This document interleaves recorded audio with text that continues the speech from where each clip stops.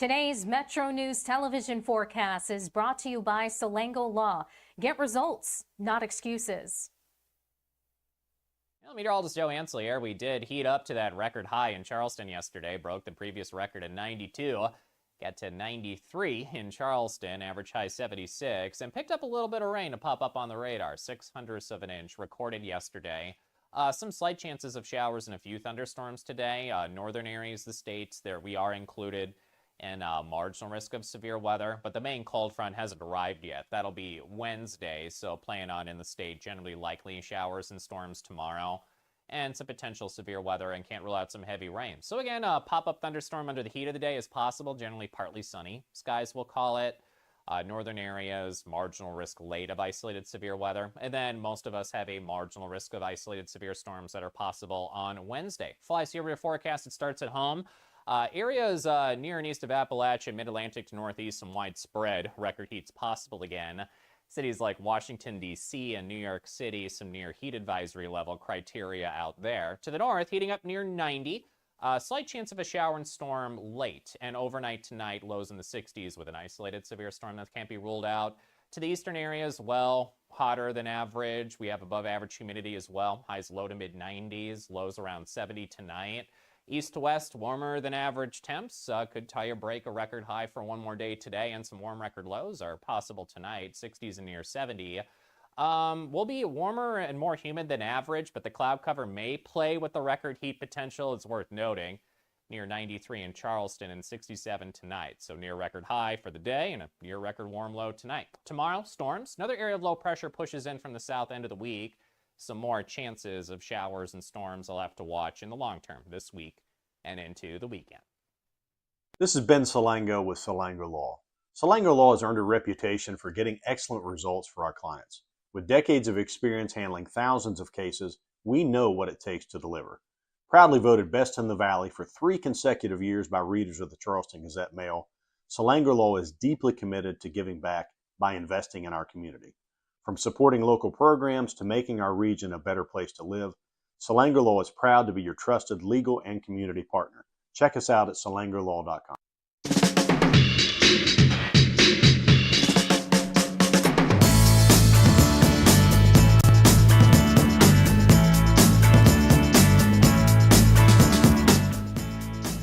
Coming up this morning, lots to dive into. As per usual, House of Delegates continues their interim meetings, only the House of Delegates meeting. We'll talk about the Marl transmission line and maybe an appearance by Brad McElhinny. Data centers.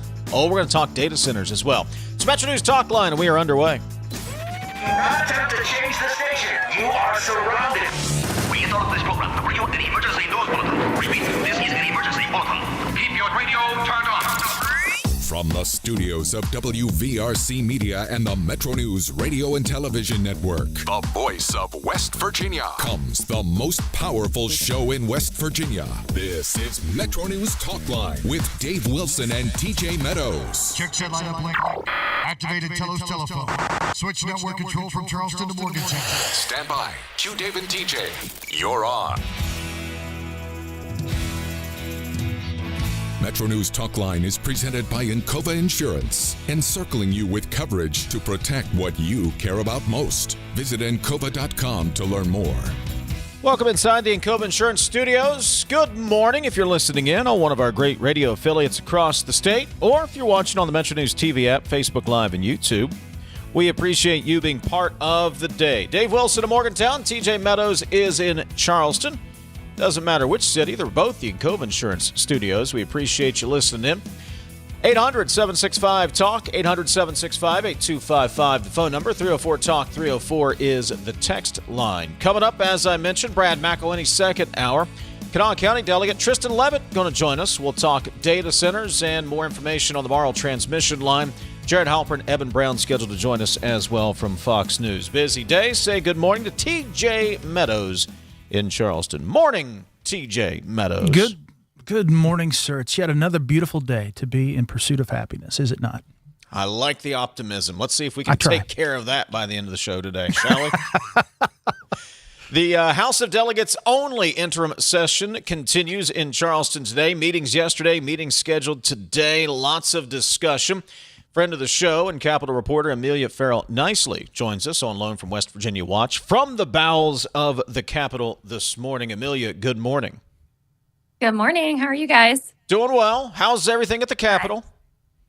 Pretty good. I think the House being in, we've had some lawmakers here that recently lost elections, and it's still been pretty friendly and good. I think if the Senate was meeting right now, it would be more of an episode of The Real Housewives. So we have the more, less dramatic chamber in right now. All right, a number of things we want to touch on with you. Let's start with the governor's news conference yesterday. $168 million in potential savings identified through those audits. What was kind of the reaction around the building yesterday? I think people were questioning why the timing of it was released now. Of course, people are excited to see taxpayer dollars saved, and several of these agencies have been questioned by lawmakers throughout the years about their spending. So I think there was a positive reception to it, but of course, a lot of it was overshadowed by the news that the governor shared at the end of the press conference, that we could see potential cuts to programs serving foster children, vulnerable children, et cetera, because of a deficit. I think the other question today is, what are you going to do with that $168 million? Because there are lots of issues around West Virginia that lawmakers would like to see that money invested into. I thought it was going to be potholes. I mean, that seemed to be the takeaway yesterday. Yeah. That's all I heard, potholes. Yeah. Well, that was specifically the Department of Transportation, the millions of dollars they're going to save through different initiatives is going to be put back into roads, according to the governor.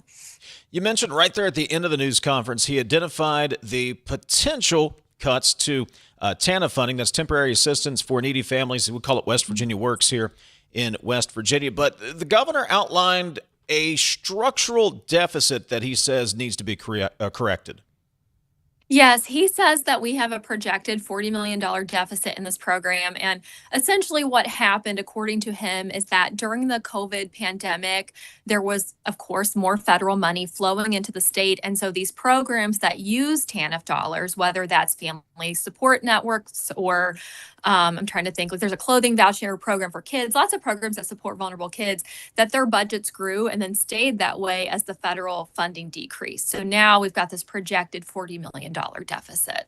And of course, I mean, I didn't point this out in my story yesterday, and I should have. There is a possibility that we could backfill this program with state dollars, right? It doesn't have to rely on federal dollars. We're just a very federally dependent state. But the governor didn't give any indication that he plans on using state dollars to fix that structural deficit. It seems to me, and we talked about this yesterday, but you're a more keen observer than I, $168 million sounds great. Sounds great. It's like 1% of total dollars when you include the federal dollars as well. Doesn't seem like something structurally that's going to change. I mean, we're not even keeping up with inflation. Doesn't seem like it's going to have much effect in the out years. Just kind of seems like, Well, I also think it's worth noting, sure, there were a couple, I think it was around $9 million worth of savings that had already happened, like the National Guard mowing their own grass. Okay, that's already happening. So we've saved, I think it was $20,000 there. But the rest of these are projected savings, like everything has to go right and work. Right. Mm-hmm. So for foster care, one of the projected savings for the Department of Human Services is a $25 million savings if we can bring hundreds of foster kids back to West Virginia and give them the services they need. That is so many pieces that have to fall in line, right? We need buildings, we need staff, et cetera. Let me follow up on that. When these numbers are put out, did the consultant weigh any of the capital expenditures that would need to take place? To your point, because maybe we have to spend some money to bring people back here. So are these savings a net benefit, or are we weighing the cost to generate these savings and then whatever will result in the net benefit will happen? That's why I think this is a little muddy. I'm not sure if it accounts for any upfront investment that we would have to undertake in order to generate those savings, and then what is the real net? That wasn't made clear, at least to me. Yeah, and me either. I mean, I didn't get to read every single line of the audits yesterday because I was running around the Capitol, but I did not see that. And, for example, there was a line for saving money in the Department of Homeland Security where they want to put body cameras on all corrections officers. And the governor said this will save money because we have a record and less lawsuits or whatever it might be. Well, what's the cost of outfitting correction officers? Honestly, I think it could be $1 million from what my understanding is of body cameras in the past with law enforcement. So, yeah, I think there's a lot of questions moving forward about the savings. I think there's lots of waste that goes on in government. So the idea of this is really good, but I'm not sure how it's going to play out long term. We tossed around the idea yesterday, Amelia, that the $168 million, when you look at the money that's coming in to fund some of these departments, is great. Don't get me wrong. It's $168 million in savings, but really we're kind of getting to the end of how much more efficient these departments can run, or how much more bare bones these departments can run if that's all you can find during these audits. Yeah, and that's a great point. I mean, I think we still continue to see staffing vacancies in DOHS. I've seen multiple posts in the last week about emergency needs for CPS workers. Like, there are lots of issues going on with I guess I'll say a lack of investment over years. I mean, I'm focusing on that one because that's the main department I cover, but we've seen that across the board. And so there's really, I don't know, there's much more we can squeeze out of the situation. Well, and that's where you would generate the most cost savings, where you spend the most money. So I know there's going to be continuing audits, but one would think you would start where you've got the highest propensity to save money. And so, if $168 million comes out now, Dave, I don't know in these future audits, this may be it, man. This may be the top tier, right? The next one may be a couple million or this or that. I mean, you would start where you could get the most bang for your buck, no? We've made government as efficient as possible. We have done it, guys. We have done it. Hey, I'm going home. Amelia Knisley joining us from West Virginia Watch, Capitol Reporter.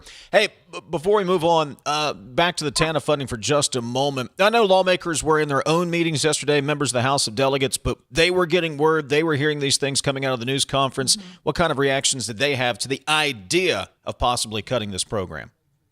Every Republican I spoke with on or off the record is very concerned. I mean, the number one thing they brought up to me are the family resource networks or the family support centers, because they know, I mean, especially in the House, these lawmakers are very close to their communities. They know the work that they're doing, whether it's handing out diapers, food, school supplies, parenting classes, et cetera. So I think that's the concern. Also, as you guys know, we just passed a landmark childcare bill that overwhelmingly passed the Senate and House. The governor declined to sign it.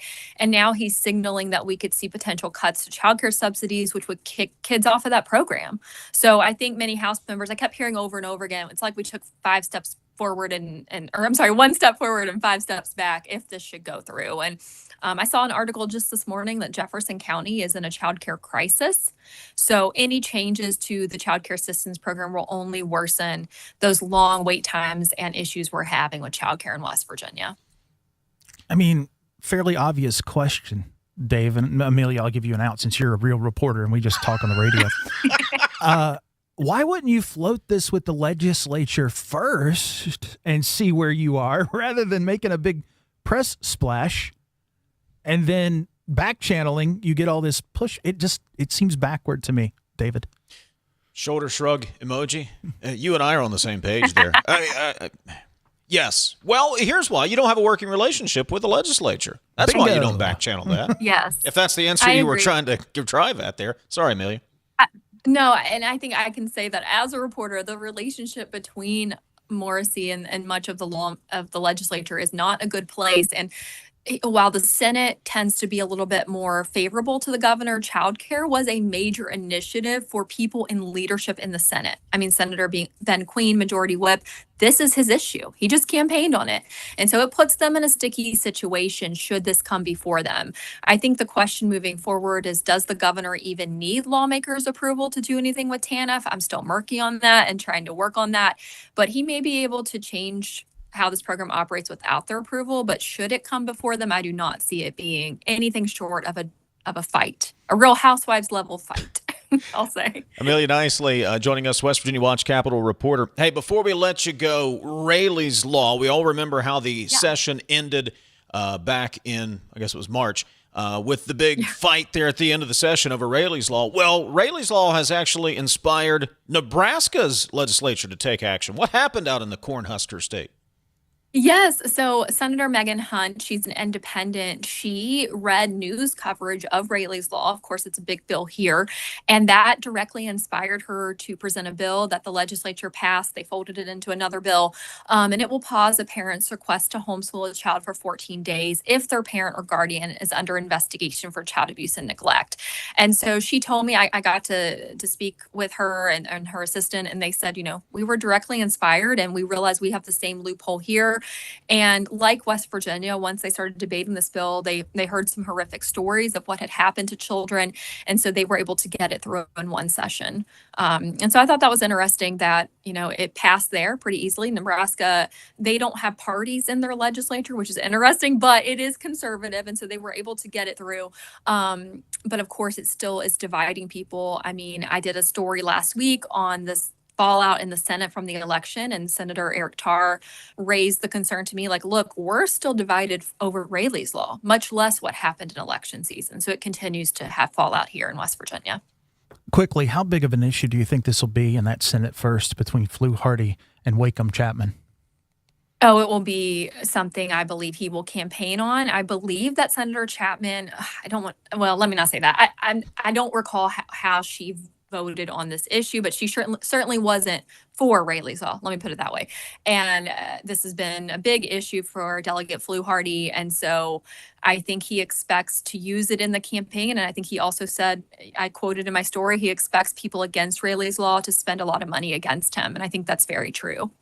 She's Amelia Knisley, Capitol reporter, West Virginia Watch, and my mother's favorite guest on Talkline. Thank you. Oh, and by the way, thanks, Mom. And thanks for not taking any cheap shots at the Reds today. I appreciate it, Amelia. Oh, I'm beaten down from the election, so I'm not as sarcastic as I usually. Well, you're pretty on point even then. All right, thanks, Amelia. Thank you so much. Appreciate it. Thank you very much. You can read her work over at the website westvirginiawatch.com. Coming up, 304 Talk 304. We'll get to your text. We'll get some phone calls in as well, if you like. 800-765-TALK, 800-765-8255. 304 Talk 304. Those are the numbers. This is Talkline from the Encova Insurance Studios. Building a stronger West Virginia isn't just a dream, it's a mission. The High Technology Foundation knows economic diversity is the key. For over 30 years, they've been dedicated to transforming the state's economic landscape. Conveniently located in the heart of West Virginia, innovation, growth, opportunity, all under one roof. There's no need to look far for change. It's happening right here at the High Technology Foundation in North Central West Virginia. Visit WVHTF.org to learn more. Tens of thousands of hardworking West Virginians earn their living in our state's growing natural gas industry, including thousands for Antero Resources, West Virginia's top natural gas producer. Antero's investments are boosting our local workforce and small businesses. We're proud to give back and invest locally to support West Virginia workers producing West Virginia energy. But the Mountain State's best days are ahead, and Antero Resources is just getting started. Visit AnteroResources.com to learn more. The challenges facing today's workforce are real. Rapid change, new technology, and a growing skills gap. But there's a solution. WVU Parkersburg is partnering with local businesses to deliver customized training programs built around your needs. From advanced manufacturing and healthcare to emerging technologies and certifications, we help your team gain the skills to stay competitive. Businesses across our region are already making it happen. Visit wvup.edu and start building a future-ready workforce today. You're listening to Talkline on Metro News, the voice of West Virginia.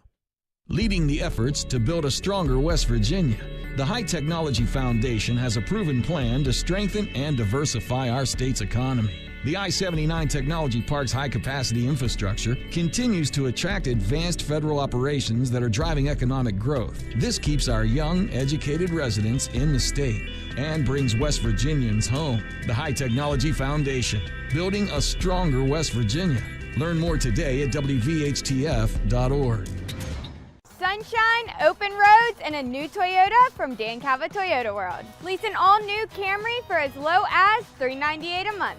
All new Tundras now up to $8,000 off. All new Tacomas now up to $4,500 off or lease as low as $399 a month. $7,500 off the new BZ or 0% financing for 72 months. We've got a Toyota for you at Dan Cava Toyota World in Fairmont. Shop the world. 5, 3. For your daily fix of sports in West Virginia, there's only one stop.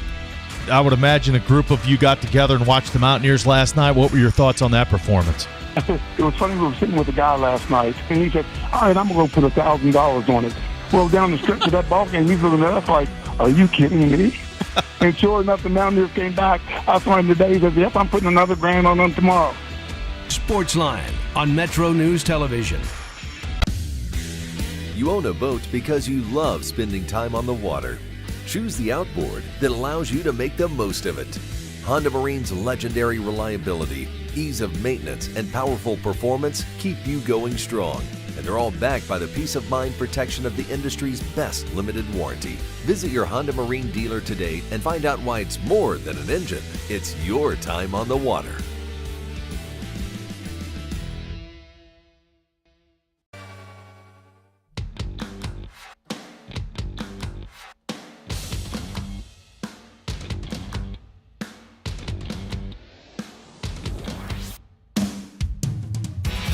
MetroNews Talkline is presented by Encova Insurance, encircling you with coverage to protect what you care about most. Visit Encova.com to learn more. A handful of primary elections across the country today. In fact, there are 6: Alabama, Georgia, Idaho, Kentucky, Oregon, and Pennsylvania. A couple of neighbors here having primaries. Over in Kentucky, President Trump critic Thomas Massey is facing a primary challenge in what has become an extremely expensive primary race. You think it was expensive here last week? Try Kentucky. Fox News Radio's Eben Brown joins us. Eben, good morning.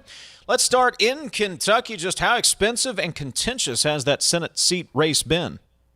Well, the Senate seat is something that is always going to be expensive. It's a statewide race, and people are very, very much, curious to see how statewide races go, because they're really the best kind of polling you could get about presidential races, usually just a couple years ahead, right?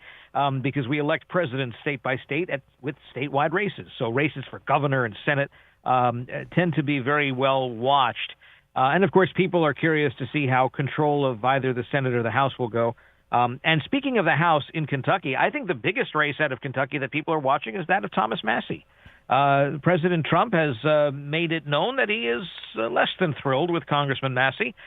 First of all, he's endorsing someone else. He's spoken rather harshly about Congressman Massey, who, quite frankly, doesn't vote along with the president's needs in terms of legislation, and has become part of this growing cabal on the right wing, blaming Israel for everyone's problems, which something President Trump doesn't take kindly to.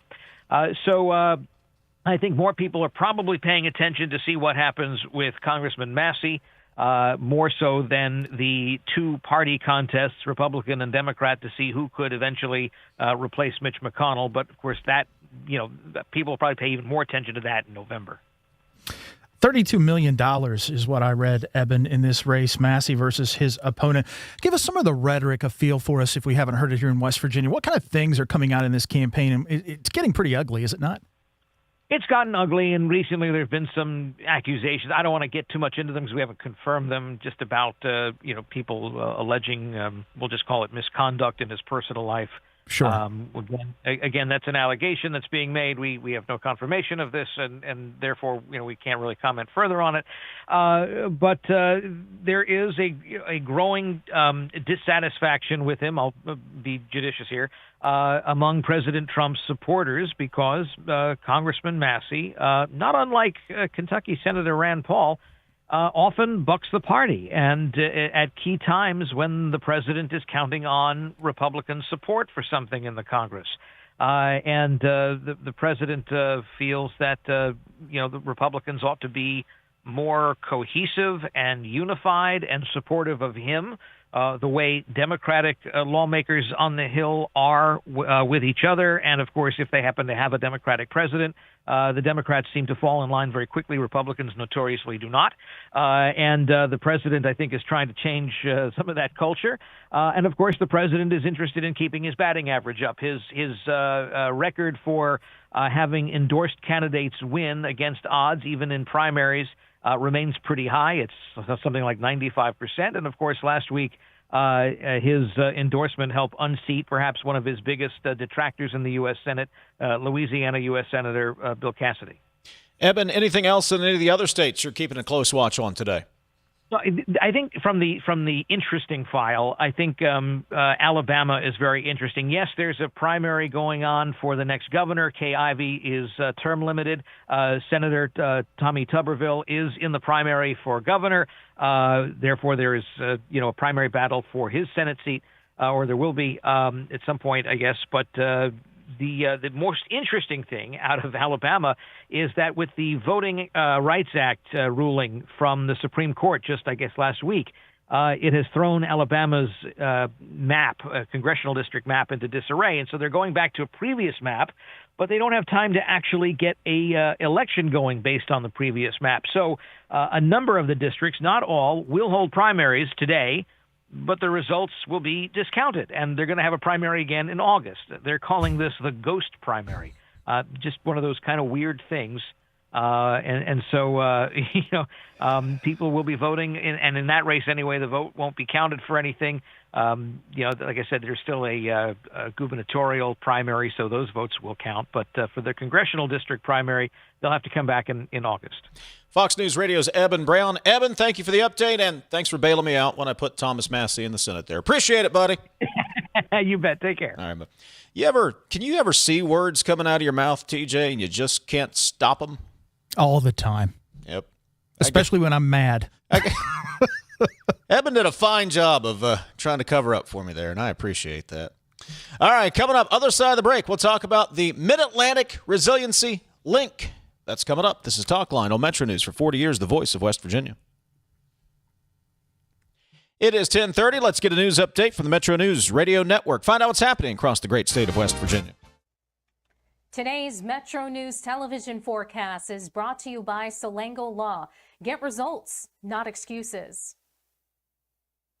Well, meteorologist Joe Ansley here. We did heat up to that record high in Charleston yesterday, broke the previous record at 92.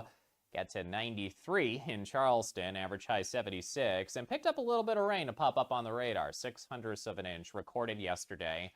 Some slight chances of showers and a few thunderstorms today. Northern areas of the states, there we are included in marginal risk of severe weather, but the main cold front hasn't arrived yet. That'll be Wednesday, so playing on in the state, generally likely showers and storms tomorrow, and some potential severe weather, and can't rule out some heavy rain. So again, a pop-up thunderstorm under the heat of the day is possible, generally partly sunny skies, we'll call it. Northern areas, marginal risk late of isolated severe weather, and then most of us have a marginal risk of isolated severe storms that are possible on Wednesday. Flies here your forecast, it starts at home. Areas near and east of Appalachia, mid-Atlantic to northeast, some widespread record heats possible again. Cities like Washington, D.C. and New York City, some near heat advisory level criteria out there. To the north, heating up near 90. Slight chance of a shower and storm late, and overnight tonight, lows in the 60s with an isolated severe storm that can't be ruled out. To the eastern areas, well, hotter than average. We have above average humidity as well. Highs low to mid-90s, lows around 70 tonight. East to west, warmer than average temps. Could tie or break a record high for one more day today, and some warm record lows are possible tonight, 60s and near 70. Will be warmer and more humid than average, but the cloud cover may play with the record heat potential. It's worth noting. Near 93 in Charleston and 67 tonight. So near record high for the day and a near record warm low tonight. Tomorrow, storms. Another area of low pressure pushes in from the south end of the week. Some more chances of showers and storms I'll have to watch in the long term this week and into the weekend. This is Ben Salango with Salango Law. Salango Law has earned a reputation for getting excellent results for our clients. With decades of experience handling thousands of cases, we know what it takes to deliver. Proudly voted best in the Valley for 3 consecutive years by readers of the Charleston Gazette-Mail, Salango Law is deeply committed to giving back by investing in our community. From supporting local programs to making our region a better place to live, Salango Law is proud to be your trusted legal and community partner. Check us out at salangolaw.com. On the next State of Minds. I think if it wasn't for West Virginia, I wouldn't be doing what I'm doing.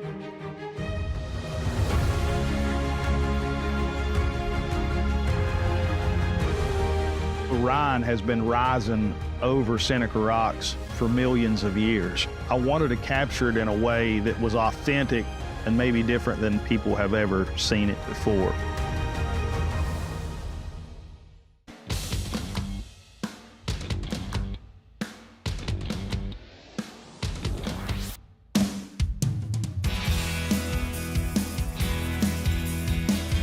We'll get to your text next segment. 304 Talk 304 is the text line. You can always give us a call. We enjoy those as well at 800-765-TALK, 800-765-8255. Brad McElhinny will join us from the state capitol coming up second hour of the program. Jared Halpern, Fox News Radio, will as well.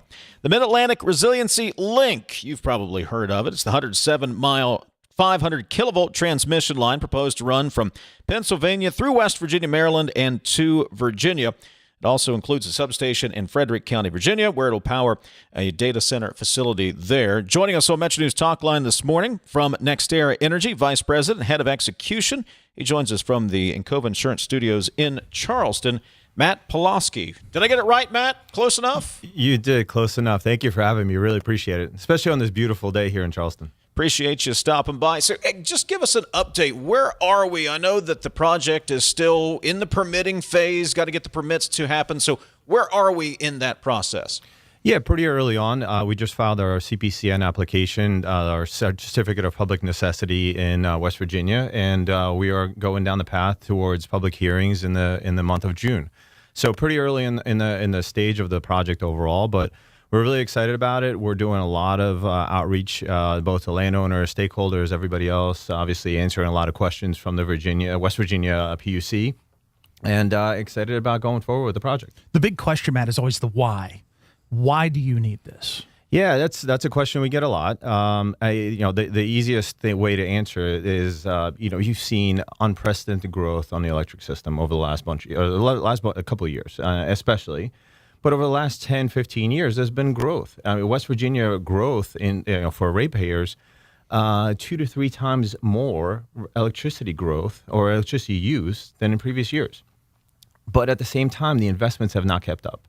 And I think that's the biggest issue is we have not kept up with the investments, especially large investments in things like the electric grid and transmission specifically.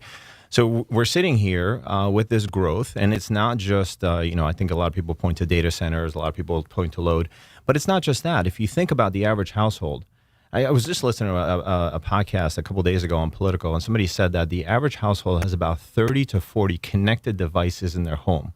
That means that, the vacuums, the refrigerators, all the other stuff, not only is it using internet, but it's also using electricity. That electricity has to come from somewhere. So what we're doing with the Mid-Atlantic Resiliency Link, and the reason why it was identified by the PJM interconnection, is to provide reliable service to the state to a state like West Virginia that we touch. Talking to Matt Pawlowski, Vice President, Head of Execution with NextEra Energy. What will be the direct benefit to West Virginians from this project? Yeah, it's again, reliable power is really the key. I think that what we're doing is strengthening the overall grid and then strengthening the transmission system. And while we don't have a substation in West Virginia currently that connects directly to the state of West Virginia, we do have one about 3 miles on one side and about a mile on the other side.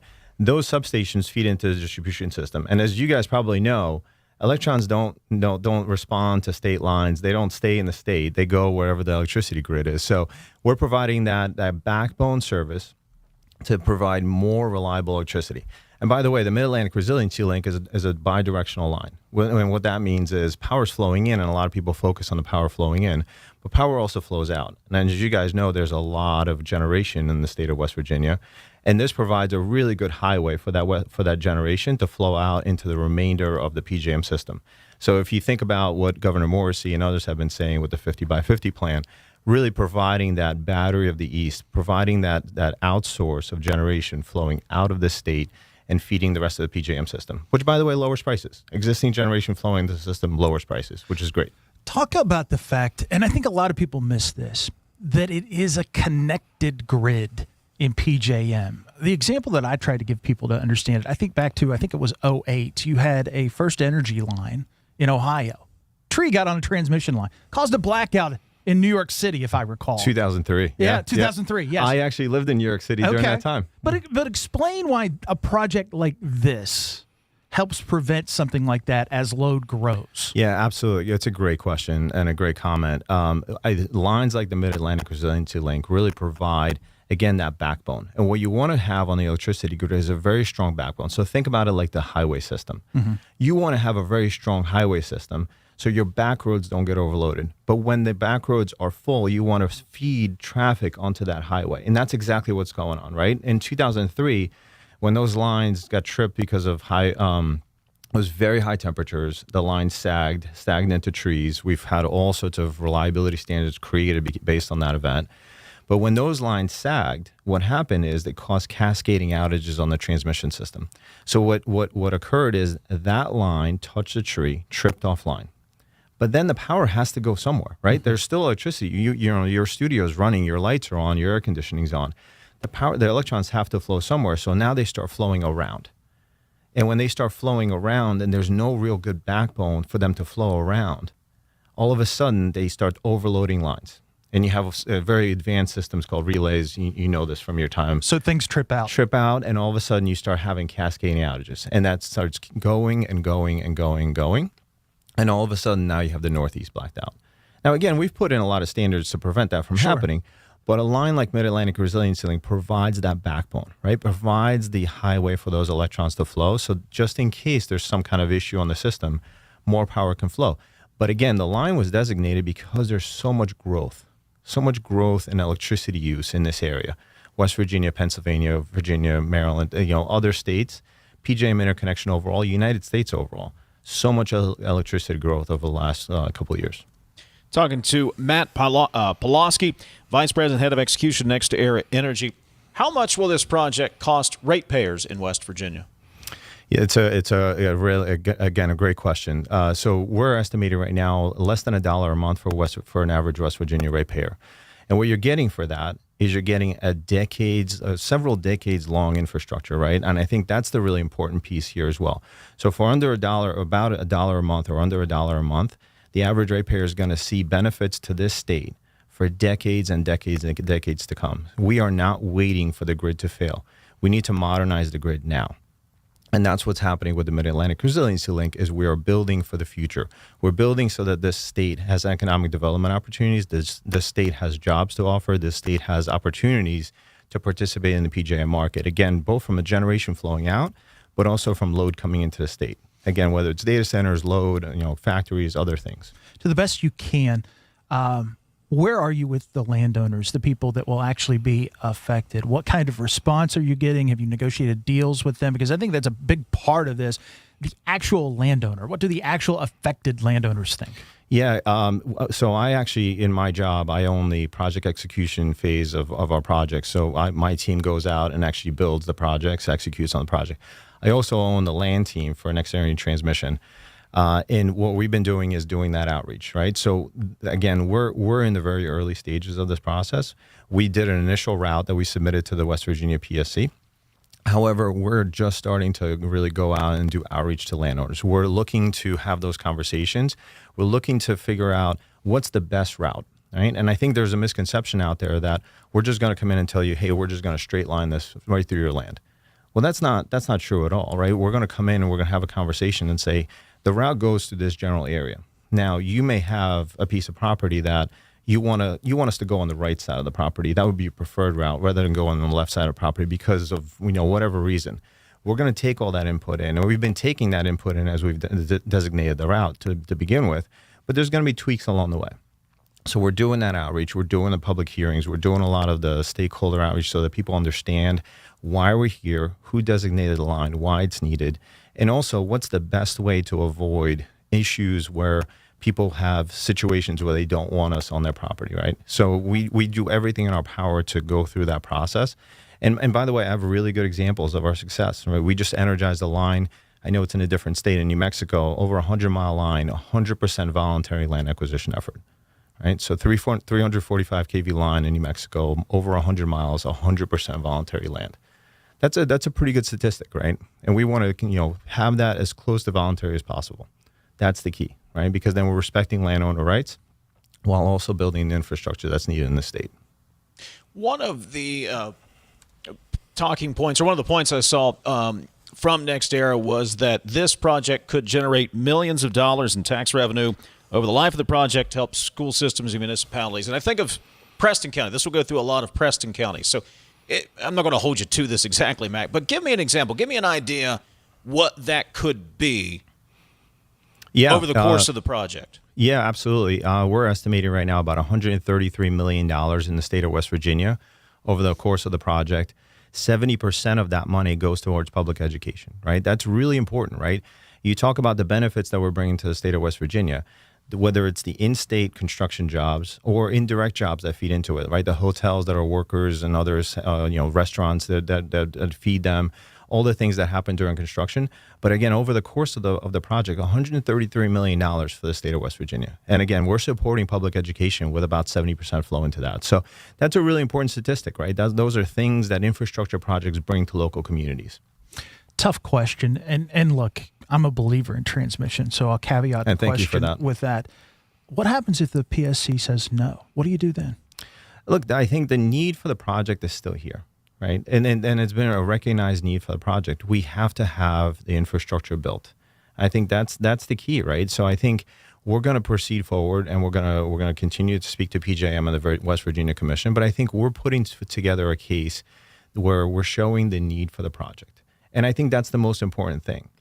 And I think the state recognizes that the more transmission is needed. I mean, you've talked about it with Nick Preservati and others on this show.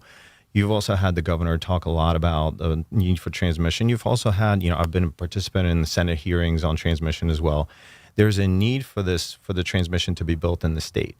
And I think there's, some people don't necessarily want infrastructure in their state, but when you really think about it, this state lacks key backbone transmission. And I think you probably know this, but the transmission that surrounds West Virginia is really kind of goes very much on the north side and very much on the south side. There's really nothing else connecting this state to the rest of the PJM interconnection. That's a lost opportunity, right? And that's something that's on top of the reliability need, right? So I think when you think about the generation that can flow out of the state, the jobs that are associated with that generation, the jobs that are associated with economic development in the state, that's why this transmission is needed. And I think that's the benefits that we provide to the state. Talking to Matt Pawlowski, Vice President, Head of Execution, NextEra Energy. This is going to end up being more of a statement than a question, but and I'm probably not going to tell you anything you don't already know, Matt. You're facing the same dilemma, and we're going to talk about data centers in the second hour of the show, that the data center developers are. Folks are they are suspicious of outsiders coming into West Virginia. We just are. That's how we are. Building and trying to get people to... trying to sell kind of an abstract thought, right? The benefits are kind of down the road. The benefits are here and there. It's a tough sell, and you got to get the communities on board. You got to get the county commissions on board. And I guess my observation is it's a tough sell for you. You've got a tough job ahead of you. I think you're right. I mean, again, infrastructure is hard in this country, right? I think it's one of the hardest things to build. Like we say that. The two things that this country needs to succeed and to grow are transmission lines and pipelines, right? That's also some of the two hardest things to build, and that's just the reality of it. But I think we have practices in place to make sure that we do it the right way, right? To, again, respect landowners, respect stakeholders, respect state rights, do the things that we need to do the right way. But I think that the one thing that I will tell you about your statement is I think the abstract things are true. However, when you think about the fact that West Virginia has almost double the average outage rates of any other state in the United States, when you think about the fact that you have 2 to 3 times more outages for residential ratepayers than in some of the other areas, that drives the need, right? You want to reduce those outages because, again, what people depend on these days is they depend on reliable electricity. And again, it's not just because you flip your lights on, you want your AC, but you also need economic growth, you need jobs, other things. So that's what feeds into it. So I think, taking into account a little bit of it's less abstract from our perspective because people need electricity. People need electricity for all the things that go on in our daily life. NextEra merging with Dominion. Big news yesterday. Going to be a player now. You want to talk about that a bit? Yeah, absolutely. We're very excited. It's going to be a 12 to 18 month long process as we go through the regulatory approvals here, but it's a very, very exciting time for us. Obviously a lot of news yesterday that came out. But look, it's a real opportunity for the two companies and the combination to be a really good growth engine for the United States, and I think that's really key. And we're very excited about it. Two very, very matched companies. I've worked at Florida Power and Light, our utility in Florida, for many, many years. Very proud of the work that we're doing in the state of Florida. And Dominion has two or three utilities that are very much in line with what we're doing. So very, very exciting. Matt Pawlowski, Vice President, Head of Execution, NextEra Energy. Matt, appreciate you stopping by. Thank you. Absolutely. Thank you very much for having me. Take a break. Back in a moment. Now, America is hungry for energy, more power, more reliability, and more security. So here's a question worth asking.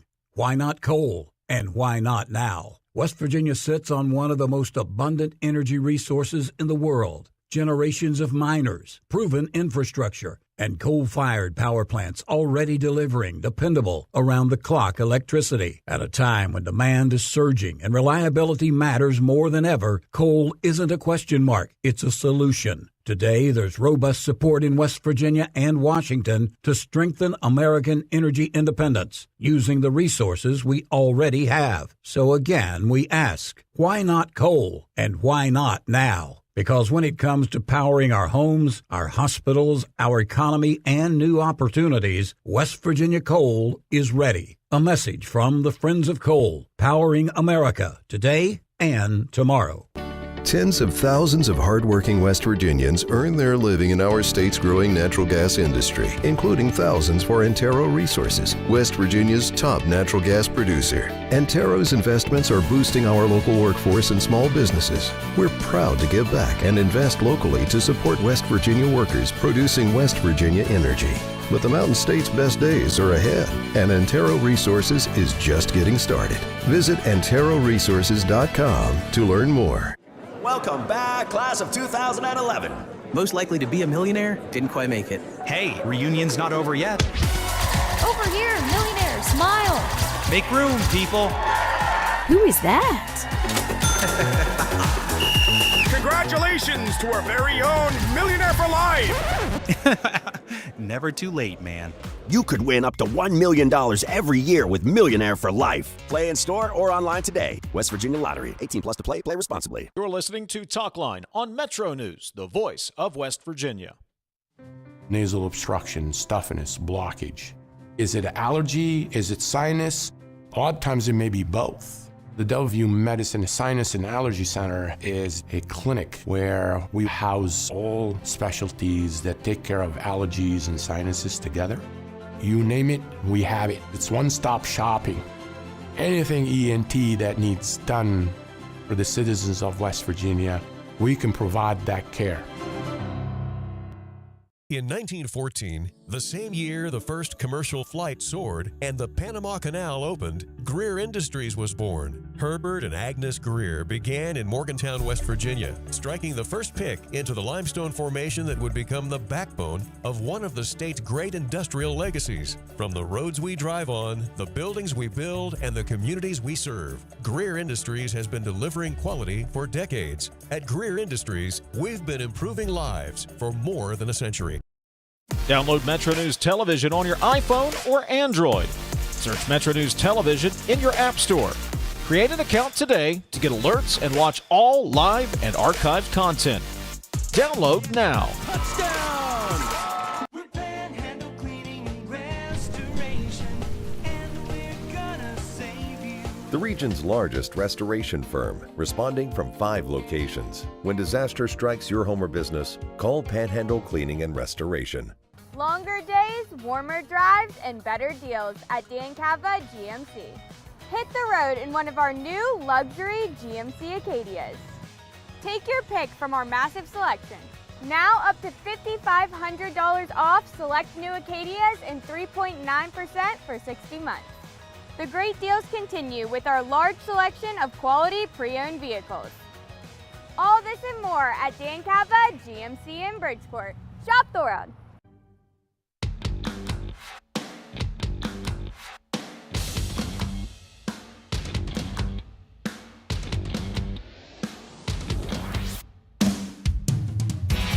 Metro News Talkline is presented by Encova Insurance, encircling you with coverage to protect what you care about most. Visit Encova.com to learn more. Text line is 304-TALK-304. You can always give us a call, 800-765-TALK, 800-765-8255. Oh, guys, quit with the BS. We know exactly why Trump's trying to oust Massey. Ready for it? Epstein files. Only an idiot would think differently. Look, there's a lot of... I'm not saying I agree or disagree. I really don't care. It's Kentucky. But there's a lot of reasons I'm sure President Trump would like to get Thomas Massey out of the way. But, of course, Epstein. Let's Epstein files. Why not? If Massey gets beat, I will be extremely disappointed because he is one of the few guys that talks about our reckless spending, our debt, deficit after deficit, goes around with a little lapel pin that constantly adds up the debt, Dave. I don't know if you've seen that or not. It's a digital thing. It's always moving. That's an important voice in Washington that we need. So, I think there's a lot on the line with this. I think he pulls it out, but it'll be close. It's Kentucky. They can do what they want. I am going to propose a resolution. Yeah, we'll do a resolution. No more lapel pins. I'm tired of the lapel pins. Altogether, we're going to ban them, TJ. We're going to ban. This is more like a name tag. Name tags are even worse. 304-TALK 304. The governor did not meet with legislators before making his announcement yesterday because his leadership style is public pressure and bullying instead of coalition building. Would be interesting to see how many Republican legislators preferred even Justice's approach with his famous silver platters. Oh, nice callback there. Mr. Morrissey, let's not forget, was elected with only 33% of the primary votes. Not only a carpetbagger, says the texter, he has little man's disease. Mountaineer Mile working out about as well as his term in office, says the texter. Ouch. Ouch. Harsh. It is harsh. Texter says, Chapman certainly has baggage, but if you look at the registration numbers in the district, it's going to be difficult. We're talking about the 1st Senatorial District. Difficult for even Fluharty to win. He will have issues in Hancock and rural Marshall. Probably does well in Ohio. #NeverChapman, says the texter. I have not done a deep dive on voter registration numbers in the Northern Panhandle. I will say this. I think it'll be a tight race. I think it'll be tight. So I have learned never count Sean Fluharty out. Never. Unless... Well, we don't have time. I got to hit this break here. I'm just going to leave it there for now. It's only May. I haven't done a deep dive on that race. I just think it's one of the 5 Senate races that are going to be very interesting in November. Mm-hmm. And prior to Tuesday, I thought there were only 3, by the way. 800-765-TALK, 304-TALK, 304. Back to wrap up hour number 1 in a moment. This is Talkline from the Encova Insurance Studios.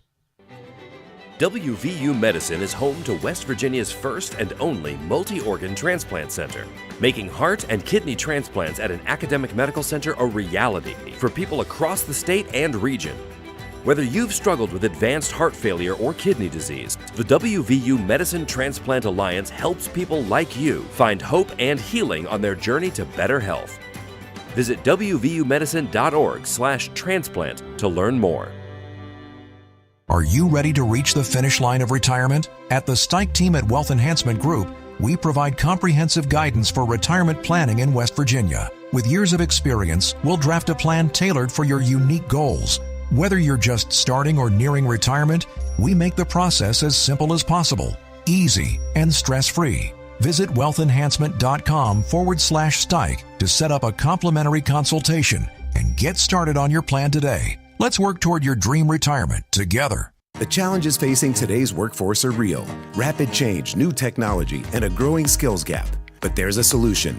WVU Parkersburg is partnering with local businesses to deliver customized training programs built around your needs. From advanced manufacturing and healthcare to emerging technologies and certifications, we help your team gain the skills to stay competitive.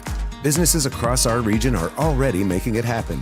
Visit wvup.edu and start building a future-ready workforce today. You're listening to Talkline on Metro News, the voice of West Virginia.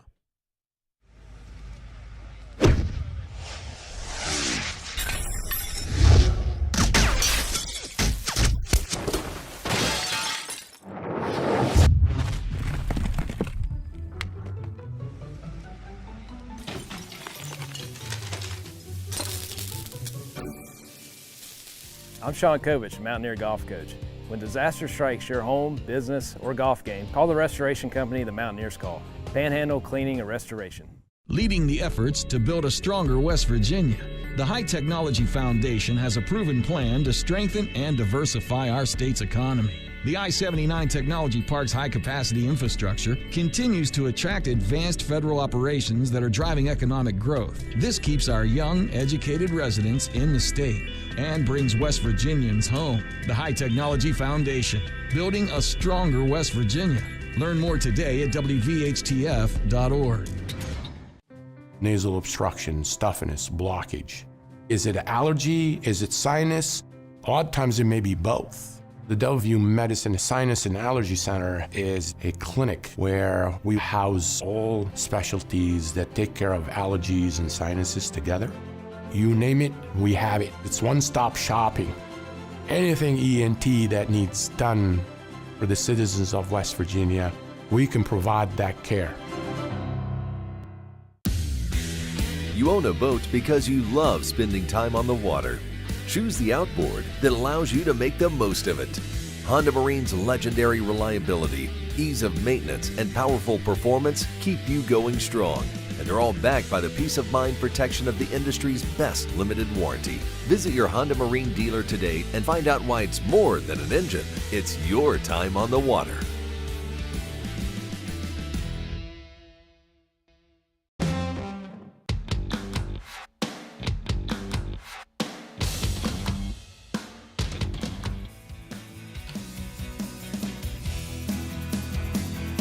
Come on back for hour number 2. This is Metro News Talkline on Metro News, the voice of West Virginia.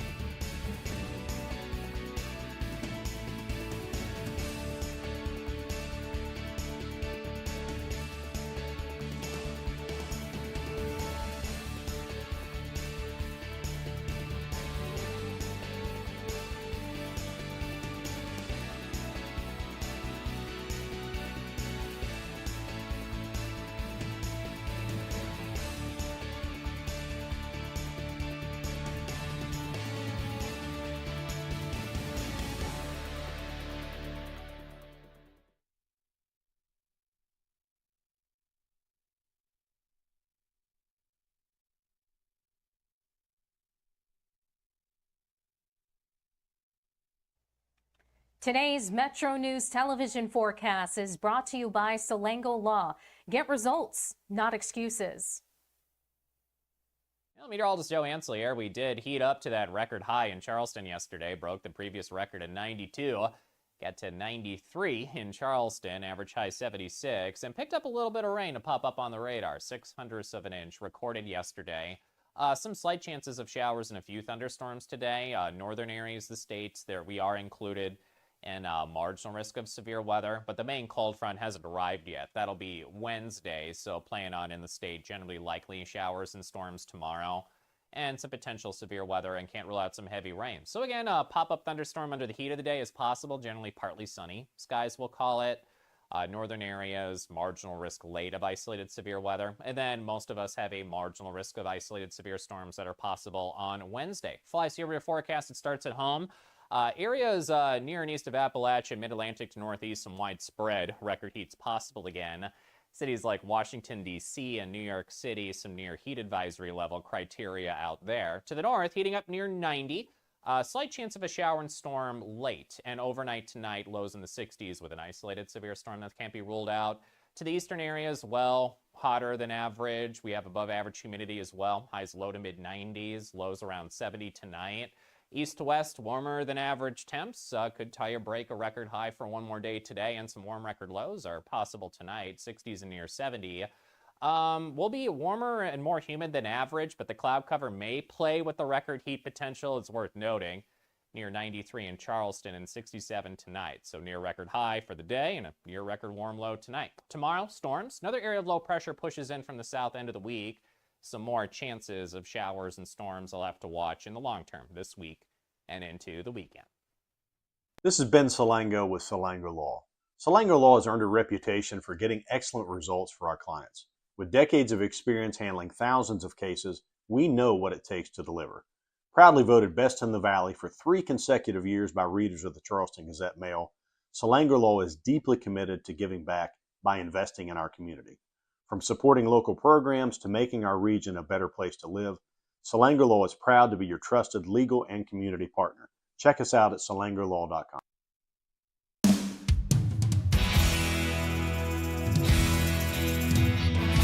Metro News Talkline is presented by Encova Insurance, encircling you with coverage to protect what you care about most. Visit Encova.com to learn more. Metro News Talkline already in progress. We are in the Encova Insurance Studios. Gang's all here. Ethan Collins is our audio producer this morning. Jake Link handles the video stream. 800-765-TALK, 800-765-8255. 304-TALK, 304 is the text line. Those are the 2 ways you can get in touch with the show. We appreciate you being part of the program on one of our great radio affiliates across the state, or if you're watching on the Metro News television app. Need a little more money? Well, grab this $5 scratch-off that lives up to its name. You could win up to $10,000, and with a 3 times multiplier, your prize could triple in a flash. It's fast, fun, and full of possibilities. Money. Get yours at a West Virginia lottery retailer today. 18 plus to play. Please play responsibly. Good morning, TJ. Good morning. The president taking questions, Dave, at the site of the White House ballroom. I knew you would be thrilled about it. I mean, look, we got a hole in the side of the White House. There used to be a whole wing there. Now there's nothing. You got to do something. He said he was going to pay for it with non-tax dollars. Now we need $1 billion. Who's going to pay to remove all that gaudy gold in the Oval Office? I mean, why? I don't get it. No, you brought it up. You know my position on all of it. He'll get out of office and this thing still won't be built. I care. There's a hole in the side of the White House. Put some OSB board, whitewash it. It'll be fine. Nobody will notice. Oh, jeez. By the way, OSB board. Yeah, you've been thinking about this, huh? Well, that's how you handle it. Get some OSB, tack it up. Worry about it later. I'll stop there.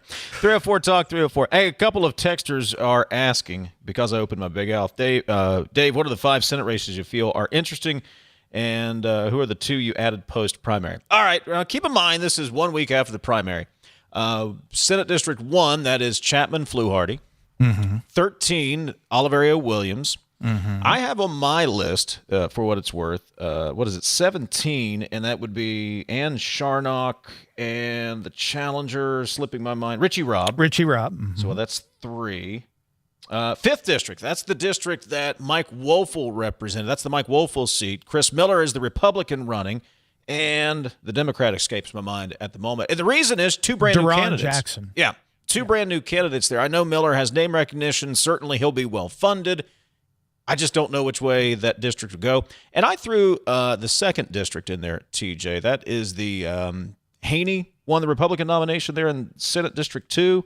That's Charlie Clement's seat. Again, 2 new candidates there. Chris Claypole is the Democrat.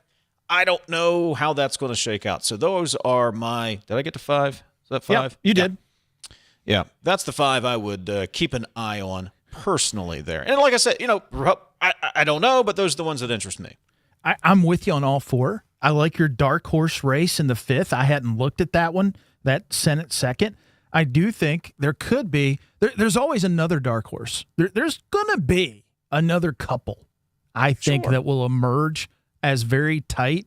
So, yeah, no, I agree. I think it's a minimum of 5. A minimum of 5. I think we get probably 7, 8 that are going to end up being close. I don't know. And going into Tuesday, we knew the Fluharty-Chapman race was going to be close. We assumed Chapman was going to win that nomination. Oliveri Williams, I think, is going to be very competitive when you look at the make. I'm very familiar with that district, having covered it for 15 years at this point.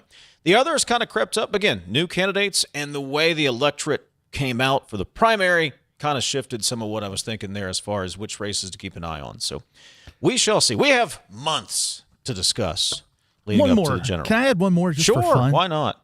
The Senate 8th, Wheeler. I mean, that was a tight race. Yeah. He beat the incumbent, but Hundley, don't know much about Hundley. Don't know anything about Hundley, if I'm being honest. But I think that is one. And look, Lance Wheeler, it's not that he won't take anything for granted. It's nothing against him. But I think that's another one that potentially pops up. So there are your early picks. Go find your favorite poly market and place your no, it's trading. It's trading. Don't place bets. It's trading, as they call it. Yeah. All right. That was fun.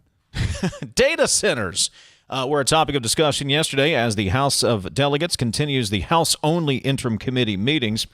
Recently, a group of state representatives attended a conference to learn more about those data centers. Kanawha County Delegate Tristan Leavitt was on the trip, and he led much of the discussion yesterday. He joins us on MetroNews Talkline this morning. Tristan, good morning. Thanks for joining us. Yeah, glad to be with you.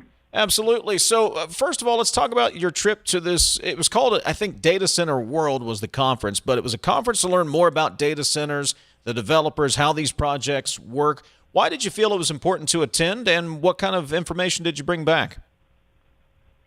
Well, I thought it was a very interesting opportunity because this is where it's basically an industry conference, right? So you have everyone from those at the most technical level in terms of data center, the different elements that go into that, and providers and supply chain folks, all the way up to policymakers. And so it was a really good place to see up close how some of these new projects would work and what the trends are in the industry, and also to get a sense of kind of the sentiment among the community. So, I'm on the Energy and Public Works Committee. There's a lot of robust discussion here in the legislature over the last year and a half about data centers, but just hearing from so many different companies about what their intentions are, I think was, again, very, very helpful. So for me, someone without a technical background in this, it was very useful. I think gave me a lot more perspective on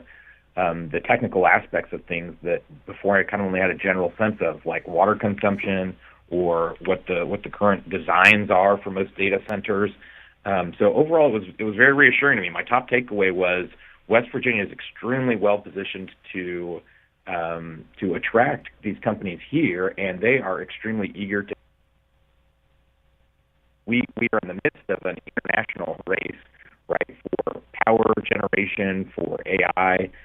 In the last few weeks, there have been announcements about how particular AI companies have been able to identify vulnerabilities in almost all of our major platforms. So, at a national level, our country is taking this very seriously, and that percolates down where big companies realize that there are the money and resources to do anything that needs to be done. So they have every incentive to be good neighbors in the community, to make sure that they go to communities that welcome them, and that they put all of the money and resources into getting this right, so that there is not excessive, that they don't use water in a huge way, so that there's not noise pollution. They want to be good partners in the community, and that was really, really wonderful to hear.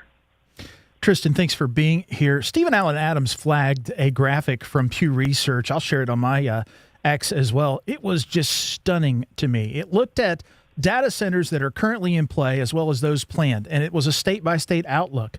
Illinois, 262, Indiana, 92, Ohio, 223, Maryland, 45, North Carolina, 113, Virginia, 685, Kentucky, 39, West Virginia, 8. We're losing, sir. Yeah, that's right. I will say, and I haven't looked at his graphic. I'm trying to pull it up here right now, but the the number, I don't know if it breaks down by size of data center, right? So again, the historical data center model, what is littered all over Northern Virginia are much smaller data centers, and what West Virginia really has a great opportunity for is very large projects. And so, yes, I don't question your take there. We want to jump in here, and that was part of the real motivation to move swiftly with passing House Bill 2014, and since then, I think, to try and attract these projects as aggressively as possible. But I do think that what we're talking about, what we're trying to compete here, are projects that there are far fewer of around the country, although now is the time when they are locating. Talking to Tristan Leavitt, Kanawha County delegate. Data centers a topic of discussion during House interim committee meetings yesterday and today, for that matter. Tristan, what is the biggest challenge for data center developers to overcome here in West Virginia?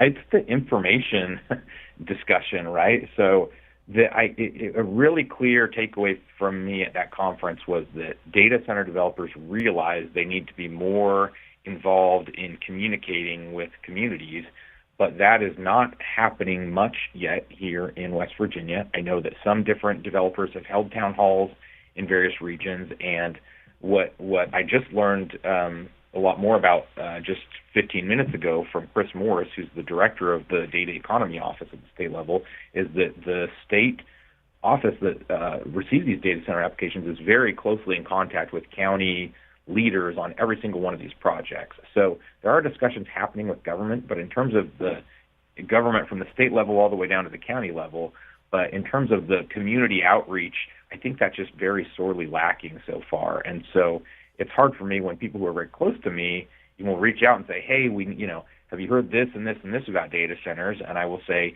yes, I've researched this extensively. Again, I don't necessarily retain all this information as well as I'd like to, although I'm assembling it to have on hand, right? But the facts and the data that are out there really run contrary to a lot of these myths that are being spread all throughout, which is through means like Facebook, which in its own way relies on things like data centers. You talked about the county level. I have seen plenty of county commissioners on Facebook saying, we have no control here. We don't have anything to do with the permitting. We don't have any means in which to affect change. And they're referring to the fact that there is a lack of local control. I'd like your thoughts on that. And do you see a time or envision a time where we need to revisit that issue? Well, I'd be curious how many of those are in areas where there are actual projects, right? I have heard from a lot of people, so talking in the abstract is different from, hey, here's a specific project. Sure. And there's also an element of, if someone is, say, in a minority on a 3 or a 5 person county commission, they might feel like they actually have no control on lots of things, right? So in terms of the what vote someone might take, I think it's important to remember that there are only 5 counties in the state that actually have zoning laws. And so all of the projects that at least the biggest ones have been discussed, right? You have Putnam County doesn't have zoning laws. Berkeley does not, I believe. Tucker, Mason, I'm not sure about Jefferson, but so these are counties where there wouldn't have been some major, permitting process anyway. Now, obviously, a county commission could say we'd like to implement one going forward. Were it not for House Bill 2014, that could have happened, but it's not a situation where they would have been in a position to quote unquote, stop a company before. The company is complying with all the permitting things, they're meeting all the environmental regulations, right? And so if a company comes in and wants to be a good steward of resources, is willing to abide by every rule and regulation that's out there, is following the law, it's just difficult to envision a scenario when, why a community would want to drive them out anyway. Talking to Tristan Leavitt, Kanawha County delegate. Tristan, are we in West Virginia, and I'm not sure who the we would be, the legislature, the administration, somebody, are we marketing sites such as old surface mines, places where we had industry, where the mines have closed, those types of areas that are kind of already, I guess what I'm driving at, are we marketing areas where we haven't already disturbed the natural beauty of the state, and quite frankly, some areas that could use some improvement for these types of sites? I hope that question makes some sense. Yeah, it does, and I think we very much are, marketing in that way. It is. I don't know what the size overall would be for some of those, coalfield sites, brownfield sites. But I do think that's one trade-off is if a company is looking for hundreds and hundreds of acres, right, whether or not that will fit. But that would absolutely be a great use for a lot of these sites. And again, so much of this discussion comes down to specific proposals, right? So where somebody is situating something. Clearly, the discussion over the last 15 years, after so much coal industry regulation of the Obama administration, has been a decline in that industry in the southern half of the state. And, there just are huge siting opportunities for companies to go in and revitalize communities that have really faced a lot of hardship. And as you say, those would be prime places to go, whether they are, the key things that these companies are looking for, just to be clear, is the places where they have proximity to the connectivity, so they need the power and transmission lines, they need the land, and they in some cases may need initial water, right? A lot of these are closed loop systems now, but so with those parameters, they're looking for any sites that are available, and we have a lot of great places for them to go in our state. Tristan, as I do my research, you talked about that water need. People bring up light pollution. They bring up noise pollution. There's a lot of different concerns. But as I do my research, I don't find that any of those are unmitigatable. In other words, we can deal with those and figure out a way to address those valid concerns. As you go to these conferences and you dig deeper, would you agree with that assessment? I mean, these are things we can mitigate, right? They absolutely are all things we can mitigate. And, you take, there's both the issue of how they can be addressed. And again, a huge takeaway for me from the Data Center World Conference was these companies want to do it right. They are interested in investing for the long term. AI is not going away. Our power needs are not going away. And so they have every incentive to do this in such a way that they can remain in a community for a very long time. And so they are doing everything they can to minimize water usage. So now new data centers, by and large, almost all closed-loop systems. QTS is the company that is looking up in Kearneysville in Jefferson County. And, they provided information. We'd hoped they would be here today, but there was a snafu, so we heard some of their project from Chris Morris instead. But the water usage that they have for their closed-loop data center is less than 5 households. It's less than a movie theater. It's fractionally less than a golf course. So a golf course, their data center would use about 600,000 gallons. A golf course is 5.5 million gallons. It's just so there are ways to mitigate that technologically that they are very focused on and that are almost all the industry standards now. And the result of that is just many of them don't even need to think about quote unquote mitigating now, because the kind of myths that are being perpetuated around are from data centers of 15 years ago, which is really kind of 2 generations of data center models back. Tristan, we'll have to leave the conversation there for now. Kanawha County Delegate Tristan Leavitt, we appreciate it, and thanks for checking in from the meetings.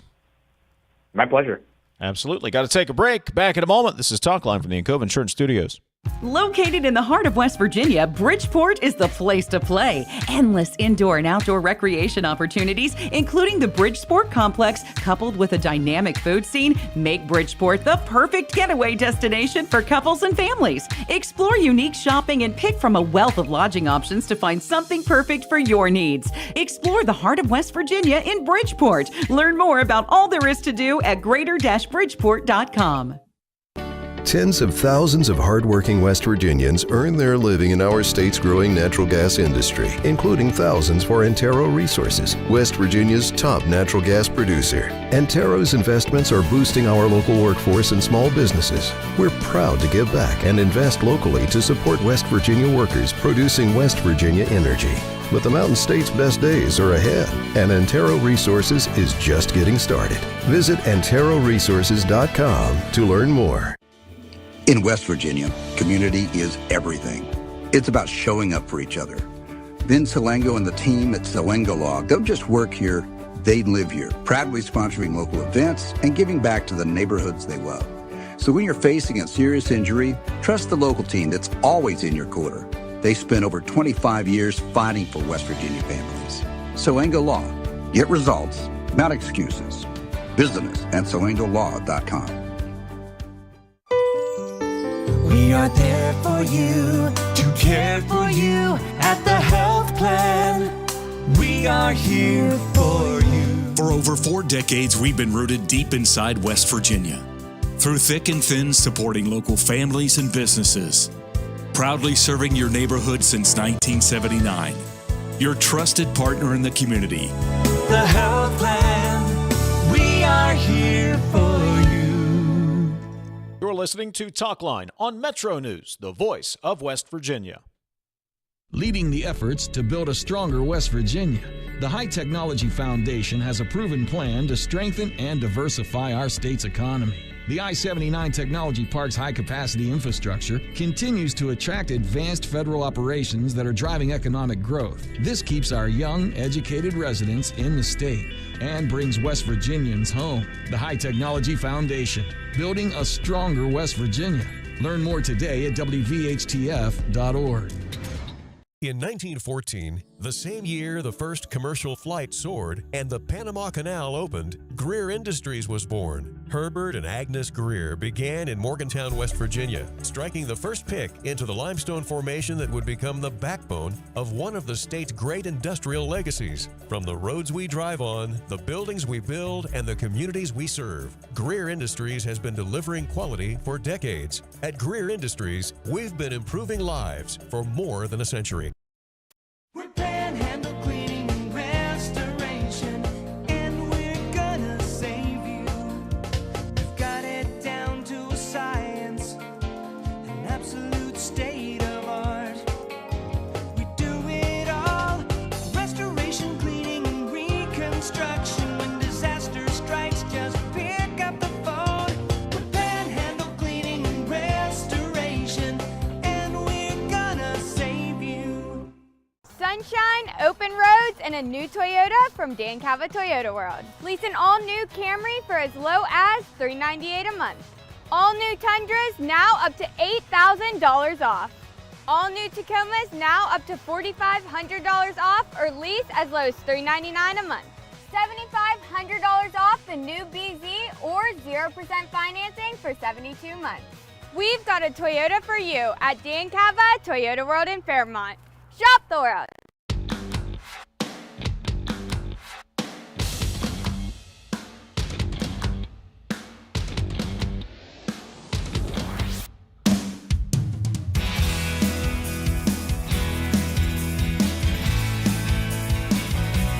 So many texts to get to, so little time. Plus, I need to remind you, businesses across West Virginia rely on CityNet for secure, high-performing networks and advanced cybersecurity solutions built, owned, and supported right here at home. Visit citynet.net. Remember, CityNet connects, protects, and perfects. I've got zero skin in the game. Build them or not build them. But to correlate a data center water usage with a golf course is nuts. There's not a golf course within 1,000 miles of here that does not use well water. They don't use city water to begin with, so unless data centers are drilling their own wells, there can't be a correlation, says the texter. Here's all I'll say that. I don't know how they're going to get their water. Have we got that far down the project yet to know how the data center in, let's pick on Putnam County, or Berkeley County, or Tucker County, where they're going to get their... Maybe they have, and I haven't got that far into the project. There's a lot going on. That would be my answer. I don't know. I don't know where they're getting their water. Any thoughts? I think the one in Putnam, I mean, you would be able, pretty close to the canal, I think. I'll have to go back and look. But maybe from there, and then Berkeley County, I'm not sure. I'm not sure if they're pulling from a water source or a domestic system. Not sure. And we didn't get into this with Tristan there, Delegate Leavitt, but TJ, you know this much better than I do from having been involved in projects, similar type projects. You're in this weird spot, and I'm not trying to take up for data centers here, where you've got the proposal, but you're still getting approvals. There are still a lot of things in flux, and if you put too much out there, well then, 6 months ago you said you were going to do it this way. You're caught in a catch-22 of being transparent, putting information out there, but still the project is being developed as we speak. Yes, everything is always it's always fluid because there are various contingencies that you have to plan for and different things that pop up. And look, not every project gets across the finish line. But look, I personally think they've been fairly transparent to the point that they can. I mean, if you want to have some more town halls and different things, okay, fine, I'm with that. But there's only so much you can say until you get further into the process, to your point, and figure out exactly where things are going to be and how it's going to come together. Brad McElhinny is going to join us next. We'll get an update from the state capitol as House interims continue. 304-TALK, 304 is the talk. The text line, 800-765-TALK is the phone number. This is Talkline on Metro News, the voice of West Virginia. It's 11:30. Let's get a news update from the Metro News Radio Network. Find out what's happening all across the great state of West Virginia. Today's Metro News television forecast is brought to you by Selango Law. Get results, not excuses. Well, meteorologist Joe Ansley here. We did heat up to that record high in Charleston yesterday. Broke the previous record at 92.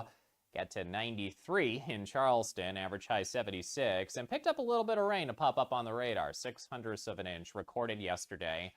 Some slight chances of showers and a few thunderstorms today. Northern areas of the state, there we are included in marginal risk of severe weather, but the main cold front hasn't arrived yet. That'll be Wednesday, so playing on in the state, generally likely showers and storms tomorrow, and some potential severe weather, and can't rule out some heavy rain. So again, a pop-up thunderstorm under the heat of the day is possible, generally partly sunny skies we'll call it. Northern areas, marginal risk late of isolated severe weather, and then most of us have a marginal risk of isolated severe storms that are possible on Wednesday. Fly Severe forecast, it starts at home. Areas near and east of Appalachia, mid-Atlantic to northeast, some widespread record heats possible again. Cities like Washington, D.C. and New York City, some near heat advisory level criteria out there. To the north, heating up near 90. Slight chance of a shower and storm late, and overnight tonight, lows in the 60s with an isolated severe storm that can't be ruled out. To the eastern areas, well, hotter than average. We have above average humidity as well. Highs low to mid 90s, lows around 70 tonight. East to west, warmer than average temps. Could tie or break a record high for one more day today, and some warm record lows are possible tonight, 60s and near 70. Will be warmer and more humid than average, but the cloud cover may play with the record heat potential. It's worth noting. Near 93 in Charleston and 67 tonight. So near record high for the day and a near record warm low tonight. Tomorrow, storms. Another area of low pressure pushes in from the south end of the week. Some more chances of showers and storms I'll have to watch in the long term this week and into the weekend. This is Ben Selango with Selango Law. Selango Law has earned a reputation for getting excellent results for our clients. With decades of experience handling thousands of cases, we know what it takes to deliver. Proudly voted best in the Valley for 3 consecutive years by readers of the Charleston Gazette-Mail, Selango Law is deeply committed to giving back by investing in our community. From supporting local programs to making our region a better place to live, Selango Law is proud to be your trusted legal and community partner. Check us out at selangolaw.com. On the next State of Minds. I think if it wasn't for West Virginia, I wouldn't be doing what I'm doing.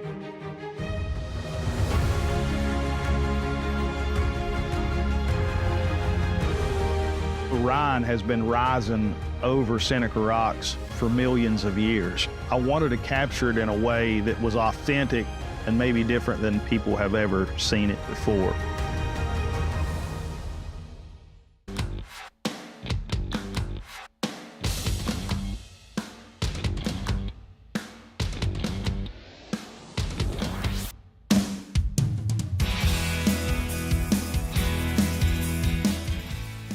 Talk 304 is the text line. 800-765-TALK, 800-765-8255. Couple of texts. We'll get right to Brad.